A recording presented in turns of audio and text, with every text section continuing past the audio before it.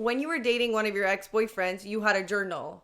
And you told me, like, how you broke up with him is because you went back to the beginning of your relationship when you would just write notes about your relationship and the things that were bothering you. And then before you ended it, you read that journal. Chemical X.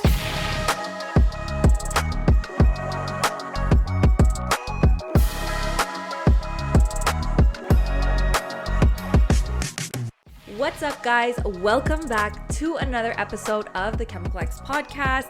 It's fucking 11 degrees outside. It's amazing. As you can see, I pulled out my summer clothes. I said, sun, give me all the colors. I said rainbow. Yeah, like, what the fuck? What am I wearing? The same exact thing like the couch? Like, I don't know that I'm a bubble. Alessia said green screen. I'm a bobblehead today, so if you guys only see my head, then I'm fucking sorry. Anyways, I'm so excited for it to be nice outside. I'm literally freaking out. The only thing I'm not excited about is that we have to film on a day that, Yeah. I want to be outside. It's peak, like, nice weather, 2 p.m. And Alessia said, filming the podcast. And We're going to make this real quick. What's your favorite season? Summer, obviously. Really? And spring. Well, I guess you should be jumping for joy because it's spring right now. We're the second day of spring. Did you know that? I love spring I love spring for fashion. Ew. What, florals? Fall is my favorite time of year. Fall is my favorite time of year. And then it's summer because I hate winter because I hate jackets, I hate boots. I can't stand any of that. It's fun on Christmas, and after Christmas, get it out of here. Absolutely. Winter is super good for, like, holidays. Yeah. You're like, amazing. I remember in Australia, it was Christmas and we were barbecuing and, like, outside having a picnic. I was like, this is not Christmas. This is not the same. So I feel like winter is good for Christmas, but it's like after that, like, once the holiday's done, pack your bags. Yeah. Like, get the fuck out. Your dream is to be like living in another country, and then you come home to see the family on Christmas where it's winter, then you say peace. Like right every after. Hallmark movie. Literally. Hi, Mom. Haven't seen you in so long. Yes, I live in California. But I feel like fall is definitely my favorite because the fashion, amazing, like you said. Like booties, jackets, but also Montreal fall is 14 minutes. Yeah. 16 maybe, like if we get a good day, 16 And minutes. also summer, so. And I buy all my fall clothes and then I get to wear them for 4 days and then it's winter. Yeah. But summer, however, like as much as I love summer, and don't get me wrong, after a long winter, I'm excited for the hot weather, and it's weather. Yeah. The hot weather. I'm so excited, and it's amazing. And like I just like summer for the vibe, especially like in Montreal. Like I feel like that's the one time Montreal has to shine. Like we have a good party scene in the summer. yeah, You know? we're an amazing city in the summer because Yeah. the rest of the year we're like, please Well, let us out. We plan advance for these 2 weeks of summer we get, so 1.5. But also like summer, it's like all fun and games summer, but then you get those days where it's like, I'm also not somebody who, first of all the outfits I'm wearing, I hate wearing shorts. I'm super uncomfortable in shorts, know. and I can't be wearing jeans because it rides in up summer. your vagina and you get a burn. Yeah, but like shorts were just not built for my body because like the way that my body is, it's like the shorts are too loose around the waist, so suddenly I'm wearing a thong because, and no matter how long I get them too long, and because I have short legs, I look like I'm wearing capris. Like, what the fuck? So for me, summer fashion, unless I'm in a bikini, like it really doesn't. I know. And then I just start wearing summer dresses and I'm like, ugh. But I hate that weather where it's so hot, you're sweating, there's mosquitoes. I know. Everybody loves summer till the bees come out and you Yeah. start going, Well, thank God I have a blood that bees don't like, so you mean mosquitoes? yeah, like no, I've literally gotten bitten once in my life. Oh. Mosquitoes don't like me because I have I would this- be offended. Probably have sour ass blood. Well, yeah. Have bitch blood. They're like, Well, listen, I got eczema, so cut me some slack on the fucking mosquitoes, okay? they said she's itchy enough all year round. Literally. We won't put any more on her. We feel bad. We feel bad. I don't know. I know some people. Thanks, God. I know some people are like mosquito magnets. And Yeah. when I was traveling to like Asia, there's some places where like the mosquitoes can carry like deathly diseases, and I'm like, suddenly I'm not scared of wasps anymore. I'm scared of every mosquito bite I get. I'm going, this is me dying. Like, my God. should I go to the hospital now or later? And it's very scary. Yeah. So I remember there was a time I was in Thailand, and all of a sudden I got all kinds of bites on my leg, my entire leg filled with bites. Oh my I'm God. gonna put up a picture so you guys can see what I'm talking about. And I thought I was dying, first of all. I was like, well, this is how it ends for me. I was super itchy, but it wasn't like, and then I was like, bed bugs. It has to be bed bugs. My fear wasn't bed bugs. It just happened to be literally 15 mosquito bites in a, like, just in one area on my leg. So my God. the doctor was like, probably there was one under your covers and it like bit you all kinds. I was like, well, he couldn't spread out a bit? Like, I don't know. I look like I have a fucking disease. Like, Oh my God. yeah, so I don't know He if I'm just allowed kept going back for more. He said, delicioso. Oh my God. Yeah, I was very scared. Traveling is one of those things, guys. As soon as you go to a different country, or even honestly, you go to Florida and suddenly you start going like, are you poisonous? Like when you go to a different country and there's insects, for me, like suddenly regular mosquitoes, regular bees, they don't exist anymore. Like I start going, this is me dying. Yeah. There was a time I had went to when I was living in Australia. You know how everything kills you there. Like they have killer Well, they say everything. the sun in Australia kills you. The sun. Even the sun can't just live. Everything's trying to kill you. They have like, I'm pretty sure they have like these like killer like insects, like bees or something. They're not bees. I don't remember what it is. But it's like a lot of the times the insects are in like the upper, like Australia, like in higher parts where it's like a little bit hotter, a little bit like drier of a climate. So on my birthday weekend, we decided to take a little weekend trip, like up to like up of Australia, okay. The hot part of Australia. And as soon as we walk outside and land, I get stung by a fucking, I didn't see what it was, but I get stung from something on my hand. And that's like, call the ambulance, I'm dying, because every insect there is, you have 12 seconds and then you die, so you better get help fast. So it's like, how do I know if this is a killer one? Like, do I just die? Do I call the ambulance and then they tell me I'm a pussy, it was a mosquito? Like... And I just want to let you all know that my boyfriend and I never agree on Netflix shows, and especially when he's dozing off, he likes a good documentary, and I don't. And he put a octopus documentary on, and I'm like, babe, I'm not in the mood for this. And he goes, are you ever really in the mood? No, never. But let's sit down and learn about octopus. And the worst part about all this is that he always dozes off, so he controls and he still falls asleep first. So it's like, I gotta watch what he started, okay? I totally agree with you. My boyfriend's the same way. And this documentary, okay, was about octopus being good friends, like with a human. I was like, okay, no. But somehow you're still there watching it and learning these facts. Documentaries, it's you watch one on like sharks, and then suddenly for the rest of your life you have way too much information on sharks. Like that's so unusable. Like as soon as sharks comes up in a topic, you're like, well, let me tell you about that. Did you know? But I actually got stung. I don't know why I'm saying, how am I alive? I keep saying I got stung. I don't know. I got stung by a jellyfish once, and this was, like I said, guys, Australia in the back. Who pissed on your leg? Like, I don't know if I should thank somebody for pissing on my leg if I get stung. But it's also like, I hope you drank a lot of water, because I don't need like orange piss. But I feel like the orange piss is the one that works. Like if my boyfriend had to piss on me for my sting, not for like pleasure. Then if we're talking pleasure, diluted a little. And like, I'm hoping it's very yellow. But it won't be. It won't be. It won't be. Sometimes my boyfriend pisses and I look and I go, do you want to just re-drink that water? Well, I heard that actually, like, if you would be like trapped somewhere and you had no water, you can drink your piss for like a certain amount of time. But at a certain point, you're drinking piss and it's coming back out. At what point is it actually nutritious? I'm drinking my boyfriend's piss. I'm not drinking mine. Every time he sees me pee, he goes, babe, your pee is really yellow. You have to drink more water. And I'm like, they always love to accuse that, though. Even my boyfriend, every day, suddenly I'm not drinking enough water. But I'm like, I gotta see your bottle, though. I'm like, babe, I get it. It's easy for you to drink water because you fucking pound a bottle of vodka. So I'm sure you're thirsty. But when you drink, when you're not fucking drinking anything, then you're not really going, I'm craving a glass of water.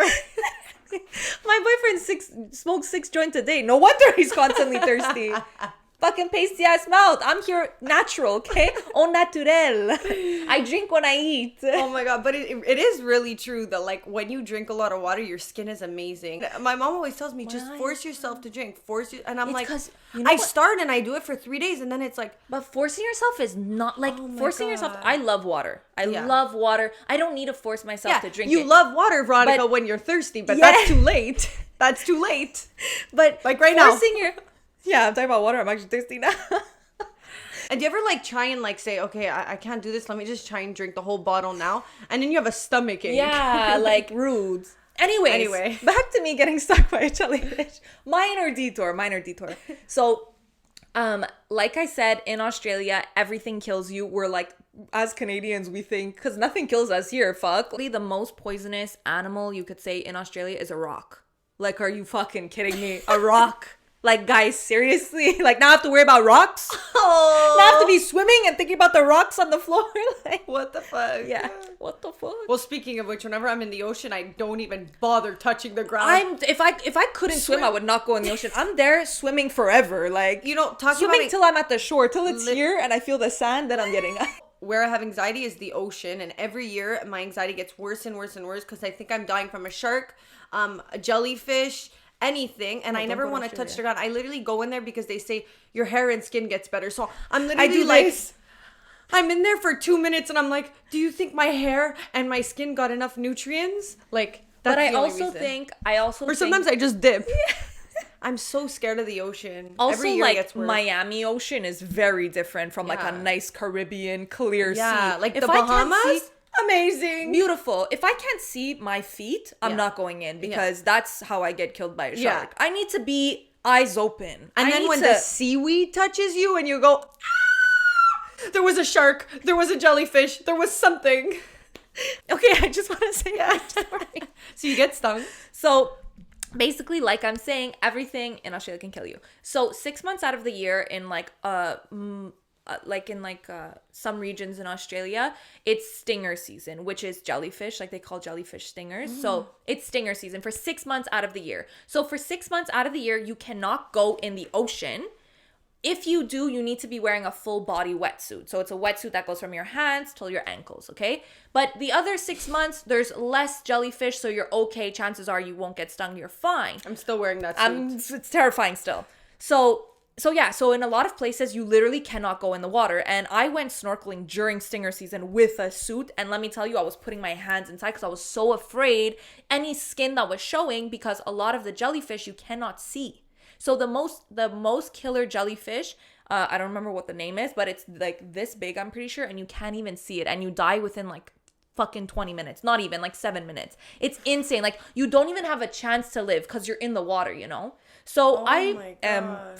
never been more fearful of jellyfish than this moment. So, I don't remember when it was, but I was on a trip and it wasn't stinger season. This was like regular season. So I don't care. We didn't have to wear the jumpsuit, but we say, yeah, I'm wearing it anyways because I'm so scared. But when suddenly you're with 30 people and they're all not giving a fuck, you don't want to be the loser in the yoga outfit. Yeah, like everybody goes, who's that nerd? Like, so not to say I went with the peer pressure, but I went with the peer pressure. As you guys know, Veronica gets peer pressured a lot. Nobody did it, so I said, "Okay, me neither." But I have a thing where I can never be like, I always need people around me because if there's like a shark, I want it to eat somebody else. Like I need like a border. Like I need like, hey, one person behind me, one person in back, so that like I'm safe. Like he's eating you guys, like not me. 1,000,000%. When I go in the ocean, I'm like, okay, he's the furthest. The shark is going there. Thank you very much. I'm always really close to one of my friends or my boyfriend. I'm grabbing on and they're going, babe, stop. And I'm like, no, I love you so much. But really, it's because I want the shark to eat you. So don't think it's out of love. I know exactly what you mean. So anyways, guys, so we're snorkeling. We're getting back to the boat. Like now we've done our snorkel. We're good. We're all swimming back to the boat. Suddenly, like down maybe like 15 feet away from me, I hear a girl scream. Screams in the ocean in Australia, let me tell you, scariest screams thing. Anywhere in the ocean. So she screams and she goes, oh my God, help me. I'm like, you're like, help? I'm not helping, I'm out. I said, I never swam better I could have been racing with an Olympic swimmer to get back to that thing, and I would have won. I never swam so fast in my life. So I'm swimming back to the boat, and I said, somebody's gonna take care of her. It's not gonna be me. That's for sure. I let her deal with her shit. And then she's saying, a jellyfish. But at this point, I don't know what kind of jellyfish it is. I just hear jellyfish. So I'm going, see ya. I'm swimming. I get to the boat. As soon as I get out of the water, like as soon as I start reaching up to get, all of a sudden, I'm like, I start screaming. The guy behind me, who's obviously a better person than me, comes to try and help me. He gets stung. We both get stung by jellyfish. I literally take my body, throw, and there was somebody there because I said, I started screaming, grabs me, throws me onto the boat, okay? I got stung like all over my hand and my stomach. Talk about almost making it though. Yeah, but God said you thought you're going to leave that poor lady to dry. Don't worry, we're going to catch you where you least expect it. On your way to the boat. The jellyfish said, oh, you don't want to help out? You next, baby. And it was like pretty far. I said, this motherfucker said, let me get probably to her. Another one. I was so close. Yeah, I was probably thinking about it now. It was probably another one. And she was stung way worse than me. But I got stung like all over my hand and my chest. But when you get stung, first of all I'm thinking about is that in the ocean, there is killer jellyfish. So I'm having an anxiety attack because I'm going, am I dying or not? Like I'm telling the guy, hello, just like tell me which kind is it? I think it's fine. I think it's a blue bottle jellyfish. I think it's called blue bottle jelly because you have like you get blue spot. Let me get you so we can put it up. It's called, you get blue spots on your skin, and I was terrified. But basically he said I wasn't dying, but I didn't really trust him. So who peed on you? So apparently it's not a thing. So this is the jellyfish that stung me. Whoa. It looks scary too. But and it even has to blend in with the ocean. Like, what the fuck? Yeah, like so rude. So when you get stung, so it looks like this. It's like a trail because they're like long tentacles. It looks like a trail. Maybe you could put this picture up so people could see. It looks like a trail of dots. So anyways, I had that over my hand. She was like, I think you're good. It's not a poisonous one. But I'm like, think. Get me back to the hospital immediately. Like I have 12 minutes. Like I started counting down as soon as that thing touched me. Anyways, and I was very traumatized and nobody peed on me. So sad for that. Is like getting peed on a myth? Well, so in every beach in Australia, they have vinegar at the thing because vinegar is apparently helps the same thing that piss does. Like apparently vinegar is better. So you put vinegar, but it only hurts for like the pain. But like if you're dying, you're dying. That vinegar probably not gonna do shit for you. Wow. And they always tell you too, yeah, guys, be careful because last week 2 girls got airshipped to the hospital because they got stung by a deathly jellyfish. I'm like, well, now refund me my trip because I don't want to go anymore. I don't even know how you're still jumping in the water with all 30 people. I would have said, I'll see you guys all later if you make it. If not, it was great knowing you. Like, anyways, that was moving on from jellyfish. I can't even explain to you. It's one of those things where your fear happens to you, but somehow you're chill about it because you're like, I guess this is my life. I'm dying now. Bring me back. It was the most quiet boat ride back ever because we were 3 people who got stung by jellyfish and we're there going, ow. And it's like, how do I make eye contact with the girl that I was ready to leave to die? Like, how do you make eye contact with the guy who tried to save you? Yeah, it's a bit like, sorry, you tried to help. Like, oh my God. Anyway, so speaking of spring cleaning. Well, before we get into spring cleaning, I feel like spring is like you start opening the windows and you start saying, let me clean out my closet and let me get a new wardrobe and a new man. So, holy shit. I thought you were going to get into fashion for a second here. I feel like breakups happen a lot in spring. Absolutely. Absolutely. You sound like the secretary from Monsters, Inc. Do I look like her too? No. With hair? No, I'm not talking about the cute one. I'm talking about the fat one. Thanks. Just to clarify. But I feel like so many breakups happen in spring because people are like, new wardrobe, new man or no man. Like, summer's coming. My tits are out. Defrosting my whole phase. Like, what's up? I think it's also because I don't know, like in the summer, your mood changes also. You like, what is it, that vitamin E that like makes vitamin D that just like excites vitamin you. Dick. But yeah, normally if a breakup happens in spring, it's because they were dreading it in winter. And they just waited. They held on until summer with their girls and they said, see ya. You really realize when you're done with somebody when it's springtime and you're suddenly ready to let them go. You're ready to do activities without them. That's when you say, okay, well, I was hanging on to you because you were warm to cuddle with in winter. But nothing wrong with that. I feel like it goes both ways. Like, I feel like in winter, people tend to like make relationships work, especially during a pandemic where I feel like a lot... Sorry. Jellyfish thing recovery, you know. So I feel like even in like the pandemic, it's almost that winter effect where you tend to like keep it going because you don't know what else to do. Like, you know what I mean? It's almost that same reason people stay together in winter as they stay together in this pandemic, because there's nothing else to do. Why would I be single and alone and not able to leave my house? Could you even imagine when COVID is going to be done and like everybody could travel again and stuff? Like, I feel like, are there even going to be relationships? Everybody's going to be like, babe, we're on a break. Yeah, like no hard feelings. Like, we'll get back in the winter. Yeah, so COVID our whole break. topic was not about jellyfish, but it was about how to get over a breakup, but mostly during COVID. Yeah, because I feel like like the basic ones when you break up with a boyfriend. These are all the ones you hear in textbook and nobody follows. I mean, you still go. It's so much easier when you could do whatever you want to get over a breakup. Like, already a breakup is hard. Yeah. But you have to admit, when you have all the clubs available for you to just frequent, it's a little easier. Yeah. Like, when you have to be getting drunk at home and crying, little tougher. Yeah, but like what I was telling you before, like a lot of people when they break up, or I'm sure after this COVID when everything's open, they're gonna go ham, they're gonna go everywhere. But it's like, I don't even know if it's gonna be the same effect like before COVID, where it's like you break up and then it's like they say, you know, don't be that person who's like going in the nightlife right away, don't start going everywhere, really like kind of like grieve your relationship so that you're able to move on before you start like literally trying to find a new man or trying to like fix all the problems.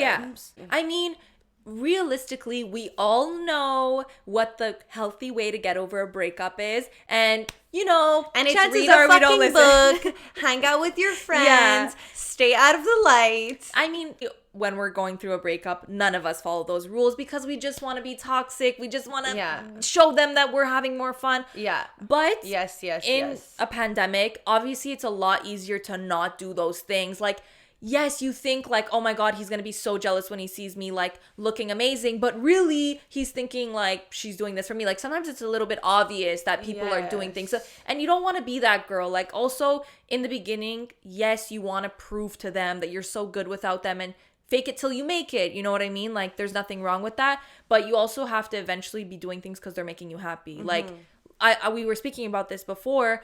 You know, when you go clubbing after a breakup and you're like, you're even more sad because now you're wasted and now you miss them and you're trying to act like you're having so much fun, but you're actually not. And then that's how you end up sending that text and getting back with them because and then you're vulnerable. Banging somebody you didn't want to bang and then being even in a worse mood. I actually think like do not drink alcohol when you're going through a breakup. I think a lot of girls, guys, they're like, you know what? I'm going through a breakup. Let's fucking live it up. But it's like, when you drink alcohol, you're more in your emotions than ever. You're literally thinking about everything. Especially red wine. Yeah. So do not drink alcohol or like keep it to a minimum because that's deadly, honestly. It really is going to take all your emotions out. Then you're going to feel like shit. Yeah.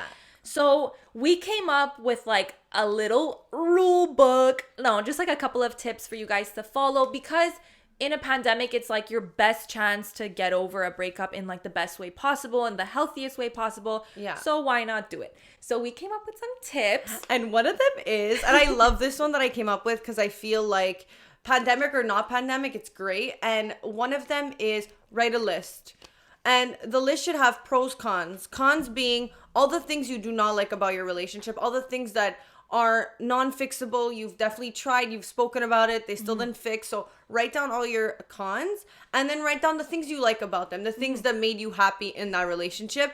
And then look at the list. If the cons outweighs the pros, then Houston, we got a problem. And clearly you guys should be broken up. I think whenever you're feeling like, oh my God, I miss them, because your brain always plays tricks on you and reminds you of the amazing memories and the amazing memories only. So that's when you have to pull out that list and be like, what are my cons again? Yeah. What are they? And then the second you start reading them, it'll bring you back to that memory and be like, oh, right, I didn't like that about him. You almost have to like train and like trick your brain. It's fucked up. Honestly, we were speaking about this and you said this tip and I was like, you know what? Like, it's such an easy thing to like do, but it's so overlooked because you're so right. When you're going through anything, you're always thinking about the pros. Like, even when you like lose a friend, let's say, you're thinking about all the amazing times you have together.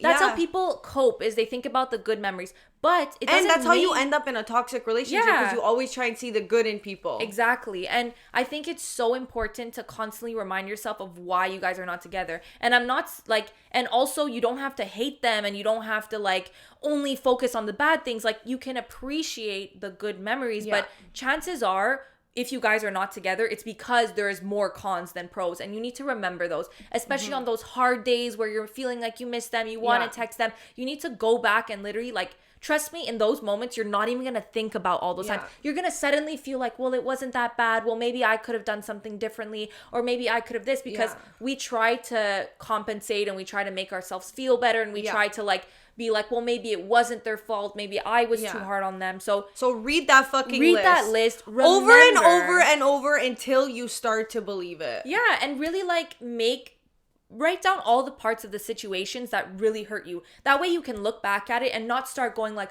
oh yeah, well, it was kind of me too. Like, no, like this really hurt you. Like, it was a non-negotiable that this happened. So you need to remember. You need to remember exactly how it happened. That way you can not make yourself hurt, but you can remember the pain and the reasons why you're doing something. So when I came up with this, I actually thought of you. You're like, wait, what? Oh my God, are you obsessed with me? So I don't know if you remember this. I don't know if you're like, why are you saying this? But when you were dating one of your ex-boyfriends, you had a journal.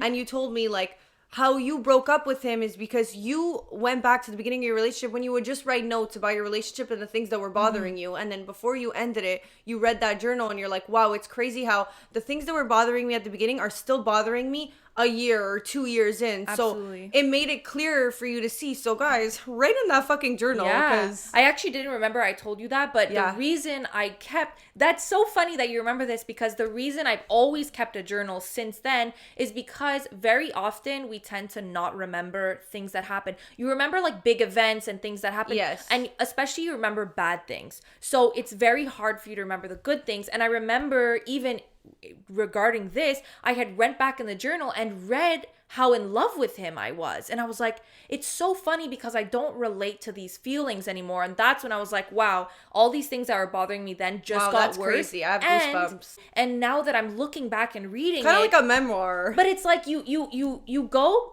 as time moves slow, like, you know what I mean? You go day by day, you don't realize the big changes. Yes. You just get used to whatever. Changes. So when you go back and really like read your own emotions, it's crazy. Like unfiltered on paper, you go, oh my God, I really did love this person and this was really bothering me. So it's really important, even if you don't want to start a journal, but I would recommend it. It's so nice to, like, a lot of times, let out everything and how you feel. And even like good times, because there was times where I would just write when I was feeling down, because that's when I felt like the most inspired to write, when I was depressed. Right. But then I was like, well, why didn't I write about this? And why didn't I write about all these like happy times? So as much as it's good to remember and focus on why you ended a relationship or anything, focus on bad things that have hurt you, you should also consider the good things that made you feel good, because that is still a part of your life and should be cherished. So absolutely, always like don't try to be too negative, and write down your feelings, write down how you feel, and then you'll look back on them, and sometimes you'll even be like, I didn't even remember that happened. Like,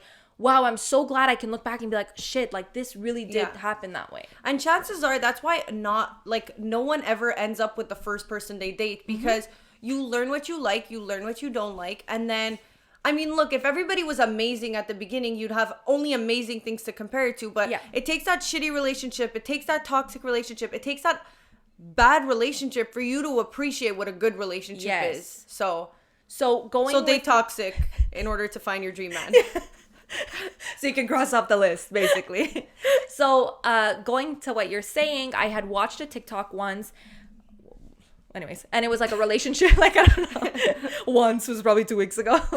It was a relationship therapist, and basically he said, in a relationship, you should have 3 boxes. So the first box is the things that you love about that person. The second box is the things that you don't like and that bother you, but are fixable. And then I like that. Yeah, but are fixable. In the third box are things that you don't like about that person, have been an issue for you, but you know will never change. Now, he said, think about those things. He said, if you have anything in the third box, you cannot be with this person. Because he said, if that thing is not changeable and it bothers you right now, as you go on in your relationship, it'll only get worse. And if you can't accept it and you know it can't be changed, then you shouldn't be with that person. Yeah. So if you it was really deep when I did it, and you really have to think like, okay, I don't like this, but is it changeable? I think that's what's really important, is understanding whether or not something can be changed. And it's so true. If somebody is doing something and they're not willing to change, or it's something that cannot be changed about them, and it bothers you now, it'll bother you forever. It'll bother you even more in 3 years. Imagine you have to have a fucking kid with somebody. Yeah, it's little in this things. world. You know what I mean? And also, I feel like a lot of times when relationships are ending, correct me if I'm wrong, but like either they get a dog or they get a child, okay? And if they get a dog... Get a child. They get... Yeah, I'll take 2 of those. Yeah, thank you. Blonde hair. If they get a dog, their relationship is either going amazing or it's going terrible. Yeah. There's 50% it's going amazing, 50% it's going bad. And the 50% bad is because they're trying to fix their relationship by bringing a child or a pet into this. I feel so bad. They think they're gonna fix They think it's it. a Band-Aid. They think it's a Band-Aid. And am I wrong? I feel like that also happens absolutely. with like children. They think if he becomes a father, he'll be a better man. Well, they also think like maybe if we have a baby together, then we have that connection again. Yeah. So I think it's about having a connection, because when you first start a relationship, you feel so connected, and then as you go on, you might lose that connection. So people are like, well, maybe if we create a connection between us, that is the me plus you, then we must be like better. So yeah, guys, so think about your categories. Think about if there is something about that person that will never change and that bothers you. It's tough to say, but you shouldn't be with them because it'll never change. And also, I think we've spoken about this before, but the thing that bothers you at the beginning of the relationship will still bother you. But it's also, chances are, the reason you guys break up. Which is which relates back to what I'm saying, that third category. It's that thing that you realized you didn't like it, but you thought eventually you would get used to it. If you guys don't see, we are always with a beautiful setup and our neon sign in the background. So if you're looking for a neon sign to put anywhere, in a restaurant, in your room, in the bathroom, to create a vibe, then you definitely need a neon sign. So if you use our discount code ChemicalX at checkout, you will receive 10% off. And free shipping. Who doesn't like free shipping? Go check them out, and we'll link them down below. Guys, do you have your journals out? Yeah, do you have your notes? Guys, we'll give you a minute. Get your notes out. Get your highlighters out. And, your pens. I want you to make a box 3 times. And tell Veronica where you fall on that box with your relationship. Guys, if you're not in a relationship, same thing. Same thing happens. You create a list of what you want in a relationship and what you don't want. Yeah. And I mean, your don't wants mostly are coming from previous relationships. So it's great. You're going to see somebody who has the same traits as your ex-boyfriend. You are going to run faster than Veronica ran after that jellyfish. Absolutely. And I think that people tend, especially in your first or second relationship, you're like, so we all have our list of like things that we want in somebody, but you're always way more like willing to negotiate when it's your first or second relationship, because you don't realize how important it is. So let's say you really like somebody who has a good family, like a good family relationship, somebody who values family, okay? For you, you're like, I need somebody who values family. But then you meet a guy, you fall in love with him, and he has a really bad family relationship. And you're like, oh, well, it's not what I wanted, but like, I'll get over it. You're going to realize probably that since that thing meant so much to you, eventually your relationship is going to end, and that's going to be one of the reasons. And you're going to go into your next relationship going like, wow, I really understand why this was so important to me. Yes. Like, for one of the things for me is I'm very That's a tough one though, because a lot of times somebody could come from a bad family. Well, I don't and wanna- then you know what I mean? They have kids and then they knew what the bad side of having a family and then they create a good one. So it's a tough one. It was a bad example, It was but a I'll tough tell one. you, like, to be more personal, I'll tell you mine. So for me, I'm very like anti-racism, anti-sexism. Yes. I'm very, as much as I don't show it on social media, like I'm super like an advocate for like equality Yes. within race, gender, everything. And I always thought, And which I totally agree with Yeah. you also, but I think you hold it more like I'll just, if somebody's being like that, I'll just distance myself, but Yeah. you feel the need to fight back because you want to change people's perspective. yes. Yes. I'm a little less like that now because I've realized that sometimes it can be like bad. But in a relationship, in the past, I've never seen it as like, even though I held it dear to me, I didn't see the relationship to have that in my relationship, Yeah. kind of. So in the beginning, I started dating people, and when a topic like that would come out, and then they would start talking about their beliefs, and like if it didn't match mine, I would get super offended, and I would be like, what the fuck? And I would start to not look at them the same. I would be Yeah. like, you know, in some of my relationships, like their view on women was not what I felt it should be. Yeah. And I was disgusted. It turned me off from them, Yes. like to the point where I was not attracted to them anymore. Cause I was like, I cannot believe that you could look at women that way. And I felt like I was disrespecting myself for By not being with even them. like acknowledging my own beliefs. And at first, way back when, I thought, well, it's not my negotiable. I don't need them to be huge feminist advocates Right. because that's my thing, right? But then I realized I need to be in a relationship with somebody that is just as open as minded as me, that is just as accepting, that is just Yes. as like willing to have that same mindset as me, or else it's gonna not work. Yeah. Because I'm always gonna be like, how could you think that? Yeah. You know what I mean? I'm very so That's a I guess good that's a better example. example. I've learned over time. I And can't guys, I've negotiate. witnessed Veronica debate it out. It's because with other people, I'm not like, I'll never like sit in a group of friends and be like, it's like when it's my boyfriend that it really bothers when me. you're dating somebody, I don't care what anybody says, and the way they act, it's a representation of who you Absolutely. are. And if you're not doing the fucking Yeah. bad shit to look that way, bitch, you better be sitting beside me and agreeing with me Absolutely. and not like. Because if you're in a room together and people see the vibe that you guys are on two like different scales, then it's just like you feel like you're training somebody the whole time. Absolutely. And also like let's say I'm so like against homophobia, and if I would hear a comment come Yeah. out of my boyfriend's mouth, I would literally be like, I don't even want to sit beside you Yeah. anymore. Like that's how much it affects. Like I would literally be like, I don't even want to kiss you. I don't Yeah. want to kiss you for the next 72 hours. Like I'm disgusted by you that you could even say something Yeah. like that. So it's really affects me. Okay, So what are some tip number one. Okay, so well, what are some other things? I came up with this tip, so I guess this is tip number 2, is something that is kind of overlooked and seems simple, but to focus on the people that are in your life. So very often when you're in a relationship, everybody else becomes like, not on the back burner, but like you Yeah. see your boyfriend or girlfriend Yeah. the most, and everybody else you don't have as much time to like care about them. Yes. But now you do. So instead of thinking about yourself and constantly going back and thinking about your ex, like, why don't you call up your mom, call up your grandmother, Yeah. call up your dad, call your friends, people you Surround haven't yourself, seen yourself yeah, surround in a yourself while. with people you know are gonna make you so fucking happy and could put a smile on your face even though you're going through shit. Because Yeah. like I think for me, I cope the most with things that like humor. Yeah. You know what I mean? Like even if it's dry humor, you know, like I'll be going through a breakup and my friends will be like, ha ha ha, well, fuck him. And then after I'll be like, too soon. And they'll be like, shut up, Alette. Like almost like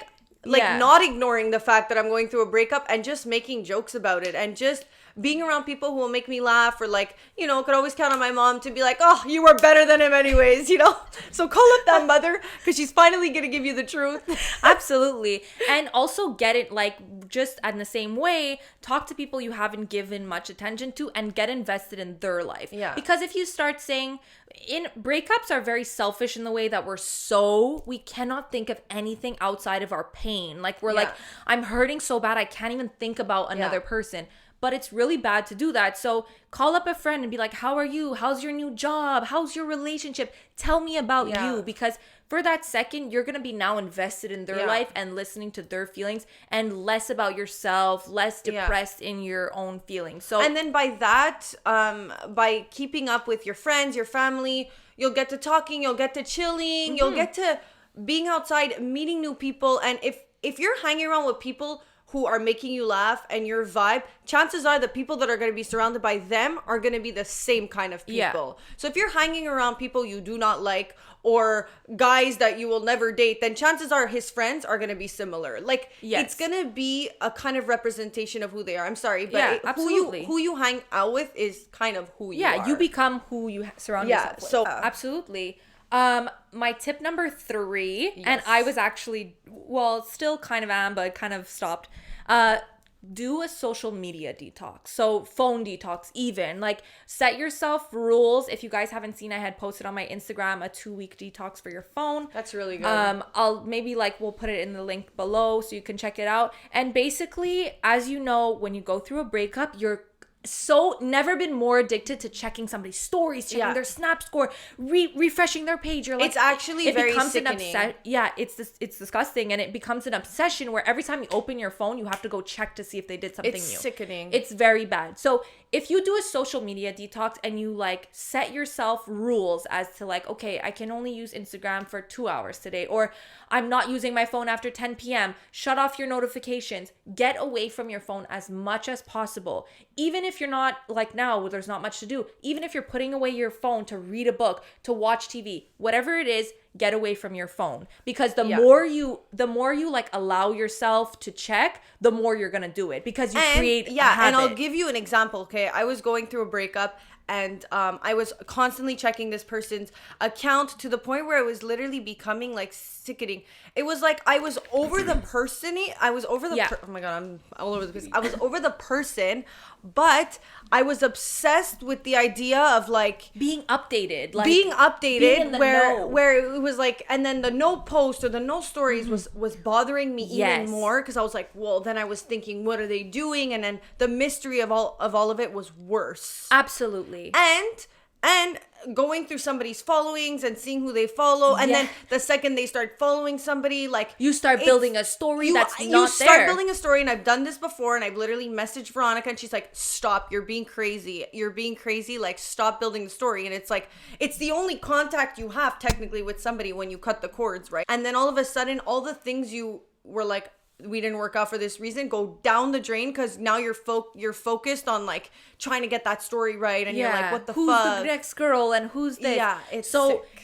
The getting to cutting that problem out is literally getting away from your phone. Yeah. Do as much as you block can. him if you have to. You know what I mean? I know we've spoken about blocking and blah blah. If it's good for you, and I said I wanted to block somebody because it was to the point where it was bad for me. I could not stop doing it. It was an obsession. Mute them, block them, take out the notifications on your phone. Put yourself rules, because when we build rules for ourselves, we're way more likely to do it and be accountable. Put an for alarm what we're doing. or something on your phone. You could set a time limit for how much time you should be spending on certain apps. Do that. I'm telling you guys, the worst thing in the world for breaking up is social media. Yeah. You're going to be obsessed with what you do see, and then obsessed with what you don't see. Yes. So all around, my best tip, I think, for feeling better after a relationship, as much as you can, stay away from social media, and don't think that you're going to start posting things and then they're going to see, and then, you know what I mean? Oh my Forget God. that. Forget about what you're going to do for them. Yeah. Bad. Absolutely. I think one of my main ones for me is definitely picking up a hobby. Something you've always enjoyed doing that you never did, and you put on the back burner, and you say, yeah, I'll do it. Yeah, finally. You have no more excuses now.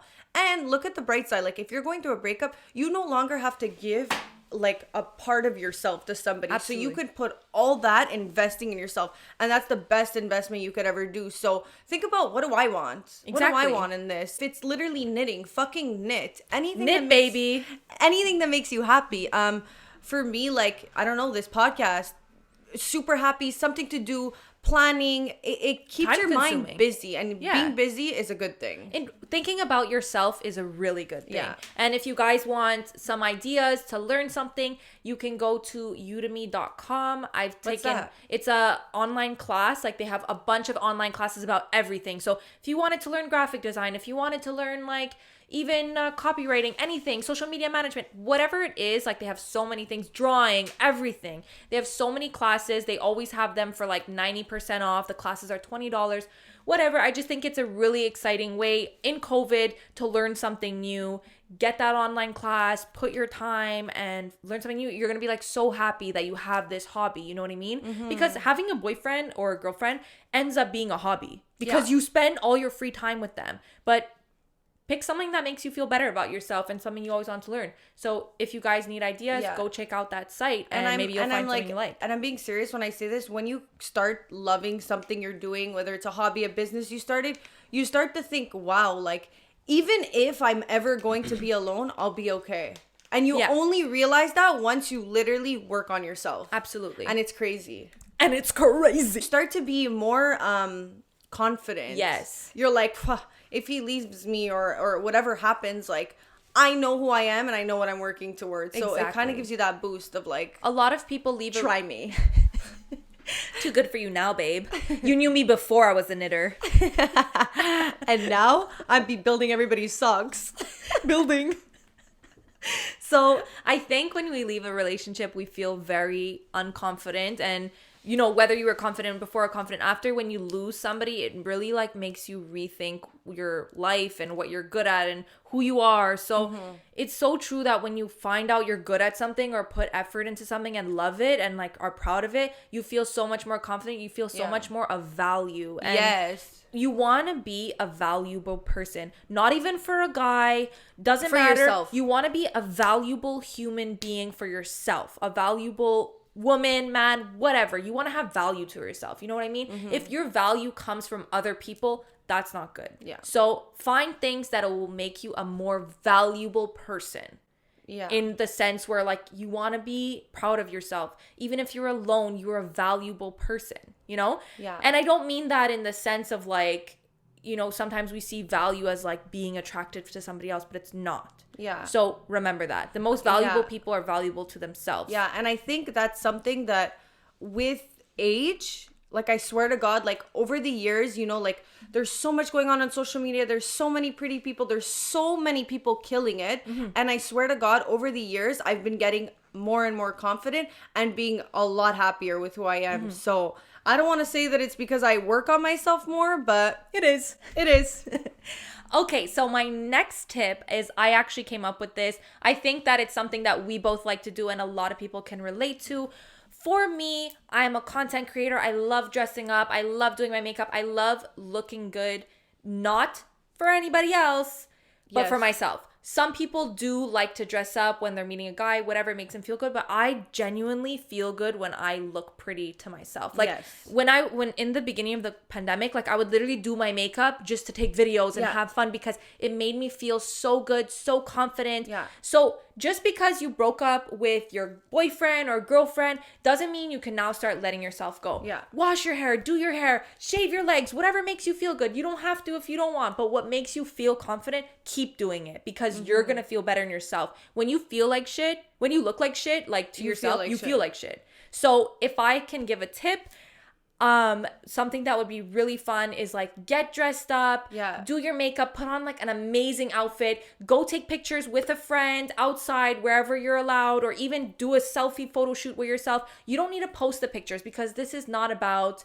the person. You're not trying to make the person jealous. Just get dressed and feel yourself. You don't even have to take pictures because I think sometimes when you take pictures, a lot of people like try and like they start saying, oh, I don't like the way I look, and it brings them in that depressed mode again. So but depending how it happens, but like, I totally know what you mean. Sometimes I take pics and I'm so happy with how the pics come out. I don't even care about posting them. I'm just like, wow, I love these pictures, and other times I look amazing. I feel amazing. I take pics and I'm like, wow, I get depressed again. So it really depends, but take care of yourself. Look in that fucking mirror and say I'm the fucking best. And the minute you start saying that, you're going to start to believe it. And then the second you start to believe it, your radiation towards other people and the universe will be amazing. No, absolutely. But guys, if you do like to take pictures and they make you feel good, do that. If you want to post them, there's no problem. You want to look amazing. I don't, as much as we can say like, oh, you know, you're just trying to show off that you're broken up and you're trying to make them jealous. Don't do it for that reason. Do it because you feel good. You want to, if you're feeling good, then you can show it, but don't do it just to get something in return. Just like the people who start posting that they're reading to try and show that they're not going out. It's like, it's all toxic behavior. Do shit that makes you feel good. If it's having a mini photo shoot with yourself and looking amazing and taking pics and you want to post them, fucking do it. But I just think it's a creative way to have a reason to get dressed up and look good and feel good, because sometimes like I literally look like shit and I'll go, oh, I'm literally the ugliest person ever. Like I can't even look at myself. And then I come out of the shower and I'm like, okay, we're transforming this bitch. And I swear to God, it's like a character. It's like a switch. Like it's especially for girls, because we put on makeup, we put on that amazing outfit, we do our makeup. Did I say that already? Do our hair. Yeah. Like you just feel amazing, at least for me. When I get that good skin day and that good everything, I feel so good. Confidence boost. I'm like, man, I don't need nobody. Like I'm dating myself. Guys, when we were doing research for this, a lot of it came like from us and experience. But when we were doing research just to see if there's anything that we're missing, one of them was a breakup haircut. And I said this to Veronica, and I'm literally screaming. So anybody who fucking hit us with negativity, what? Oh, you don't have to get a haircut when you break up. Like, it's a thing, okay? Well, it depends how it goes. Don't get bangs. Bangs is something you always end up regretting. There's like that one person that it looks amazing on, and you're like, you need bangs forever. And then if I would get bangs, guys, I have, first of all, a 2-head. Like, I don't even have a 4-head. If I get bangs, they're this big. And I look literally like Caillou. So dye your hair if it makes you feel. Do whatever you want. Doing any of these steps are definitely going to help you find the person you're supposed to be with. How does someone find somebody that's for them? Let's talk a little bit about that. You're like, well, you're putting me on the spot. For that. Oh my God. I'll start. But because a lot of people are like, oh, I want a rich guy, or I want a guy who's family oriented, who has an amazing family. But it's like, how do you find those people? Like, how do you narrow it down? So let's give some tips. You're like, I didn't prepare for this. Well, I mean, some of my best tip were to finding the guy that you want is, like I mentioned before, becoming a valuable person. Yes. So if you're looking for a valuable guy, quote on, like all those people who say they want a rich guy, that's totally fine. You want to date for money? I have nothing against it. Do it. But if you don't have value to yourself, you're not going to find a rich guy, because you need to have some sort of value. You want to be a valuable person. Yeah. So become a valuable person, you'll find a valuable guy. And like a lot of people say like, oh, she's such a gold digger, or oh, she wants like this like rich guy. And it's like, yeah, I want that rich guy, but you want to know why I want that rich guy? Because I want to be the rich girl who's literally a partnership with somebody who is made it there. Like, if I've done all this work to become who I want to be, why would I? It wouldn't be, it would literally be like me going against everything I said if I would be with somebody who is not doing the same work I'm doing. Yeah. You know what I mean? If you're growing and you're becoming somebody, why would you end up with somebody who is not motivated and not doing all the things you're doing? So that's why a lot of people wonder like why a rich girl is with a rich guy. Well, it's because they're literally a fucking powerhouse. Absolutely. And I also think there's nothing wrong. I think a lot of gold diggers, sugar babies, anybody, as soon as money is involved, suddenly people are like, oh, that's so bad. But no. Yeah. You have to understand that not everybody values the same thing in a relationship. Somebody can value true love and they don't care about anything other than that. They don't care about the person they want, true love. Other people value security. Yeah, but those people end up getting fucked over. True. But it's not even about that. I don't even want to like because they're so blindsided. They're like living in this romantic world and normally they're like looking for true love and that's all they want. And then they end up getting like fucking stung and they're like, wait, what happened? Yes, but I don't want to say what's better and what's worse because everybody is different. So some people really do value true love. They don't give a fuck about money. But then some people value money. And then people are so quick to say, oh, you're a gold digger, you're this, but you're not, because money is security. People, if you think you're going to be happy with a lavish lifestyle, then do it. Like, why should you not go for what you want? You know what I mean? So I think everybody has their own values in life and the lives they want to live, the lives they want to live, in the relationships they want. So if somebody wants a fucking businessman, if somebody wants somebody who's rich, if somebody wants somebody who's poor, artistic, doesn't matter. When somebody tells me though, you're high maintenance, I go, thank you so much. When somebody says that, I go, that's the best compliment and everybody should want to be high maintenance. Not in the sense where like you have to buy me everything. High maintenance could be a lot of things. Like you have to work to get me. Knowing what I deserve, won't settle for anything. Shouldn't that be what everybody strives to want? Yeah, absolutely. To be like, I feel like everybody should be high maintenance in their own, in what they want. High maintenance could be not investing time in a fucking loser when they know what they deserve. Like, Exactly. So be fucking high maintenance. Be high maintenance. That's how you're going to find the guy you want. Yeah. Also, like I was saying, if you want an artist, if you want a businessman, if you want a rich guy, blah, blah, blah, blah, all those things. Or girl, because we have both. Go to places that you're going to find just gonna say those people. If you want a rich guy, don't start fucking chilling at Walmart. You're probably not gonna find it. No, you know but, what I mean? But literally, like, well, maybe Walmart. You never know. If you want a guy who gives back and all these things, fucking enroll yourself in a charity. Go to a charity where you know the fucking people. I am the charity.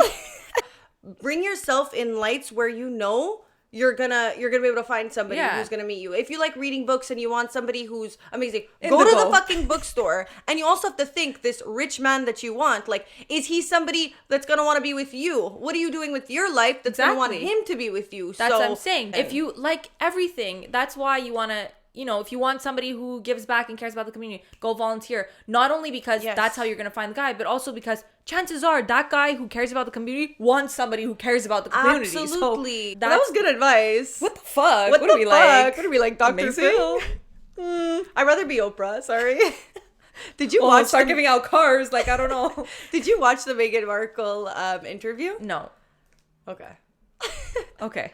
I didn't watch it either. I just saw the little memes and I was like, memes of it. Oprah is a fucking boss. And I really found a new respect for Meghan Markle and I love her to death. I mean, I always had respect for her. I can't imagine it's having crazy to be a part of royalty.